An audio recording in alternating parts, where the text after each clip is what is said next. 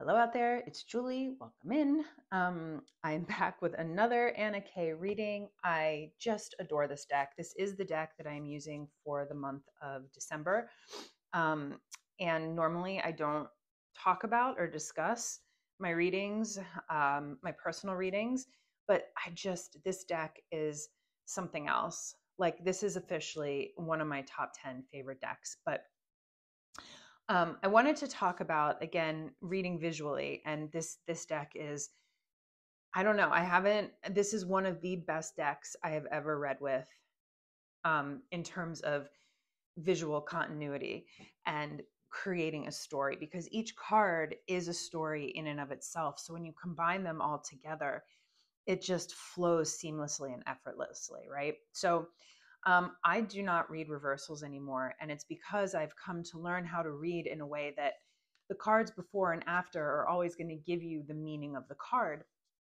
So when these cards came up, I saw these two cards together, and the first thing I thought of was bait and switch. This is the dark side of the magician. This is a magician who is manipulative. Why? Because he's sort of trying to impress you with his trickery as he's getting away with something, as he's being deceitful, as he's stealing from you, whether that's your energy, your time, your resources, right? He's charming you with his tricks so he can try to get away with something. However, with this Two of Swords, this person is well aware of what's going on over here. And they've temporarily put down their swords for some respite because they need to figure out their next steps, right? They're at a crossroads, which is the traditional meaning of this card. But if we look at the expression on their face, they're not the happiest. They seem very, very pensive. They're really trying to figure out what to do. And I see rough ocean here, meaning this is a turbulent thing that they're having to deal with emotionally.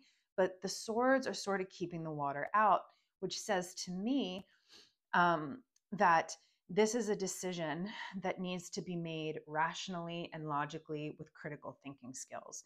And it feels like this is somebody who they may have cared about or loved or respected, and they're having to turn their back on them because they are aware of their deceitfulness, of their deception, of this mask that they're wearing to cover up what's actually going on.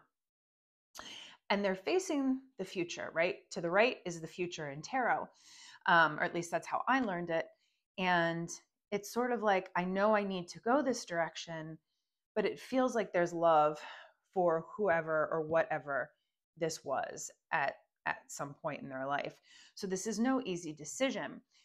But the two comes after the ace, and the ace is all about potential. So this person has taken this breakthrough idea.